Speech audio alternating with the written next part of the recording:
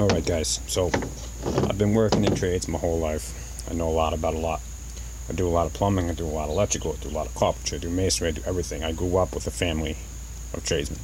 So there's not much I don't do. Before I go any further, this video is for educational, informational, informative, whatever purposes only. Anything you do is at your own risk. Don't do anything that you are not confident in doing. I've been promising a video, how-to videos a lot on stuff as electrical and plumbing. I'm going to show you guys how to do a basic sweating a pipe fitting and installing a piece of PEX, in case you have to ever cut out a whole or damaged piece of pipe yourself and you want to know where to repair it. Okay, you guys are going to have to get yourself some basic tools. Just back up for 1 second. You know, prepping and survival, you need to know how to do things yourself. You're not always going to be able to call that plumber, or call that electrician, or call that carpenter. You're going to have to know how to do things yourself and know somebody that does. So it doesn't hurt to learn a trade. This is something that is probably going to look a little easier to watch than it is going to be to do. Plumbing intimidates people, so does electrical. Don't let it intimidate you. You just got to be confident in yourself. Alright? So, first things first. Things you're going to need. You're going to need gas. There's different types of gas we use in plumbing. We use propane, we use MAP, we use acetylene. For as of right now, they have different applications, different purposes. The average person is going to have propane, so that's what we're going to work with today. There's different torches out there. We're going to use the most common Burns-O-Matic trigger start torch.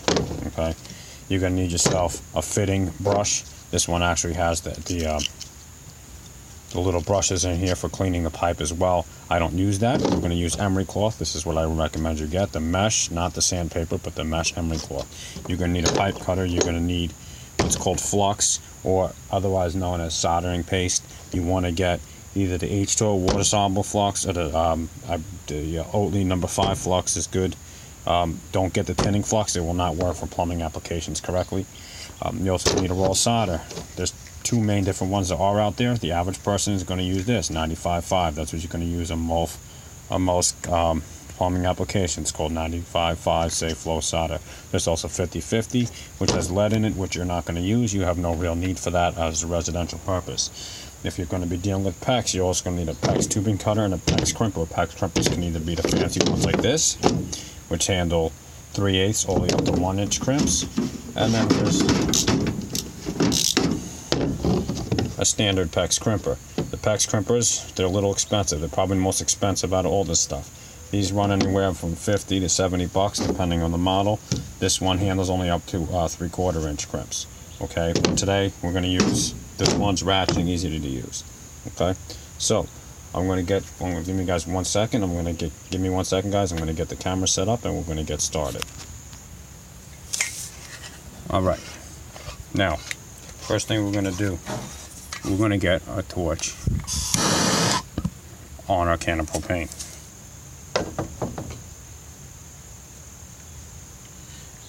Alright, here's your copper pipe. Let's say you have a break somewhere in your pipe. Alright, let's say it's in the middle of your pipe. Okay, what you're going to do, you're going to take your pipe cutter, you're going to open it up. Now, see if you guys can see that there. Okay, you're going to twist. Each time you twist, you give this a little twist. That closes this up. Now you want to do that slowly. Take your time, and rather twist it more times around this way than twist this too much, and what will happen is it'll crimp the pipe, and then your fitting will not sit on there correctly. Now you can also, if you want, before you do this, sometimes make it a little easier, you can take your emery cloth right here, and you can clean the pipe right around where you're going to cut it first, or you could do it after. It's really preference. Okay, so we keep twisting, and like I said, I could go a little faster with this. I know the feel, I have the right feel for it, but I want you guys to just get an idea how it's done. Okay, like I said, go slow, take your time. There's two different coppers out there, by the way. There's L and M. One is thicker than the other. We're not going to get into all that right now. So if you see that one is taking a little longer to cut than the other, don't be discouraged. That's normal. Now, as it goes without being said, I'll say it anyway. It's very important that when doing this type of work, you know where your water shutoff valves are, and you shut your water down and you drain your pipe out. You might have some water left in your pipe. Once you cut your pipe, you might see it drip out. Make sure you get all the water out of there. Alright, this is something I can't stress enough, guys, okay? Because what happens is, if you don't get your water out of there, and you go to sweat your pipe, which is the process of soldering the fittings onto the pipes, okay, when you go to sweat your pipe, the water, even though it may seem like it's not a lot, as you're heating the pipe, you'll see steam coming out. If you're using MAP gas or acetylene, it's not as much of a problem depending on how much water's in the pipe. But if there's a lot of water in the pipe, or any water sitting in that spot, or keeps running, it may not seem like it, but it doesn't take much to cool that pipe down, and the solder actually won't pull into the fitting, which we'll talk about in a minute. And you'll get what's called a cold joint, which means the solder will actually, basically the solder will actually sit on the outside where the fitting butts to the pipe and not pull in between the fitting and the pipe and create a good joint. And you get what's called a cold joint, and they tend to leak. Okay, now this is all the prep work. You're going to take your emery cloth and you're going to clean your fitting. Very important. Doesn't take long. You're going to clean your fitting. Your pipe, excuse me, your pipe. You're also going to clean your fitting in a minute. I apologize, it's still kind of early. So clean your pipe. Okay? Now, some of these here, the fitting brushes also have these. You can use these as well. You should also, depending on how dirty the pipe is, sometimes you might want to use steel wool also to help clean it up. Now, for demonstrative purposes, we're using half-inch copper. So we are going to show you what you do with half-inch. These are called half-inch female, as in this is the female, goes over this, PEX barb fittings, and needs to be used with half-inch PEX. Now what you need to do, now you see inside there it's nice and smooth. Well, you want to scuff that up, or as it's really called, cleaning it. Use the half-inch end of your fitting brush. Get it nice and clean. And I don't know if it's kind of hard to see in the camera, but you'll see the little scratch marks in there. That's good. That's what you want. So we're going to take our other one. So we're going to put one on both sides. Okay.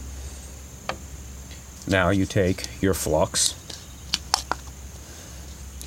Now, be very careful, guys. It's acid flux, as it's also called. So it's not good for your skin, though I'm used to getting it on my skin.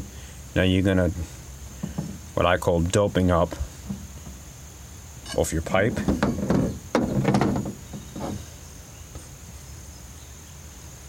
Okay.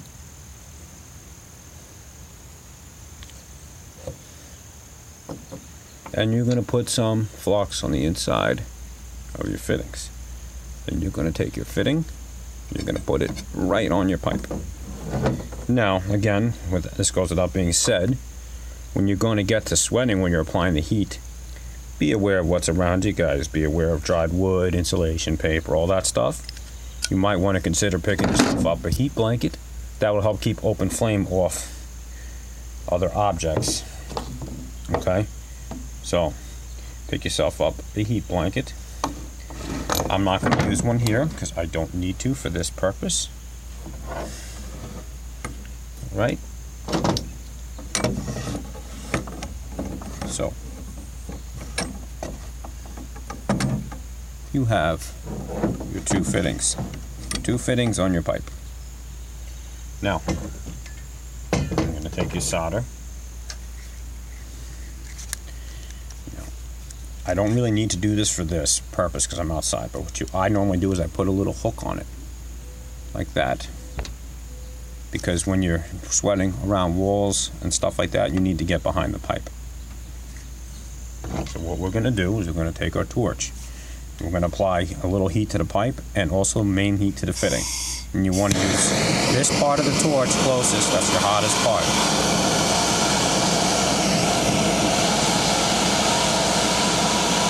Make sure you get it nice and hot.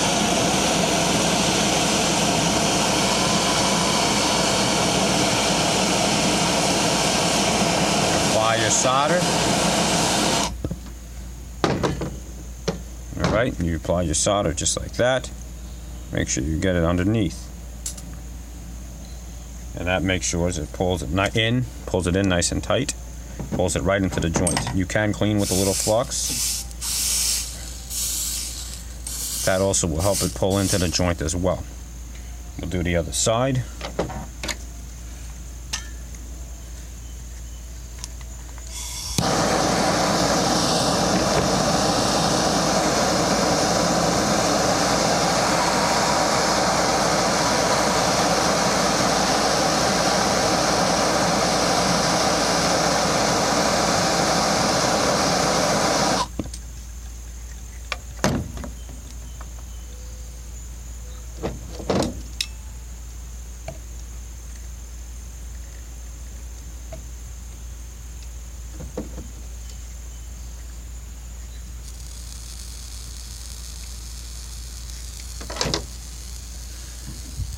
Like so.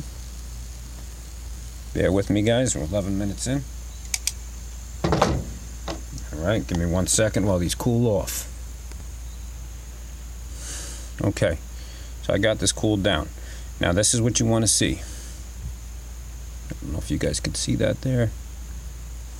Let's see if I can do it on this side here. You want a nice clean joint. Just like that. Okay, you can see the solder. You want the solder to pull into the fitting, not just sit on the outside, which is what was called a cold joint, like I was talking about earlier. That will happen if you got water laying in your pipe sometimes, because it's cooling down the solder. The solder will melt from the heat of your torch, but it's not actually pulling into the fitting where you want it to be to create that seal. Okay, so that's that.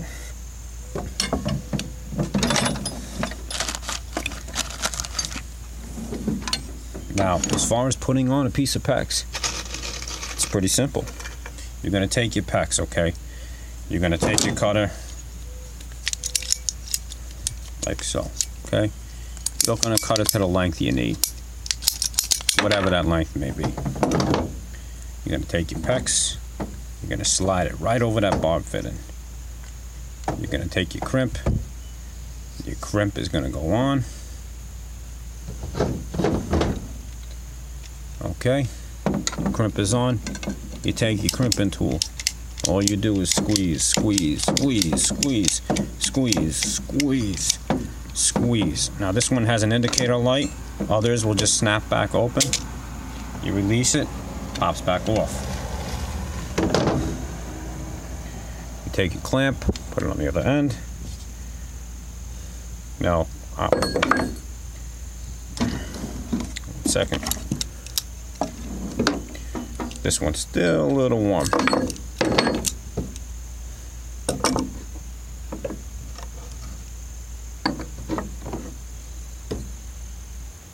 You want to obviously take this goes on like that.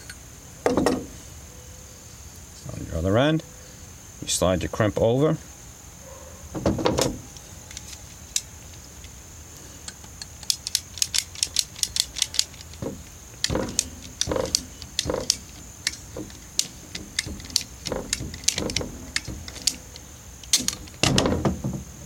And there you go.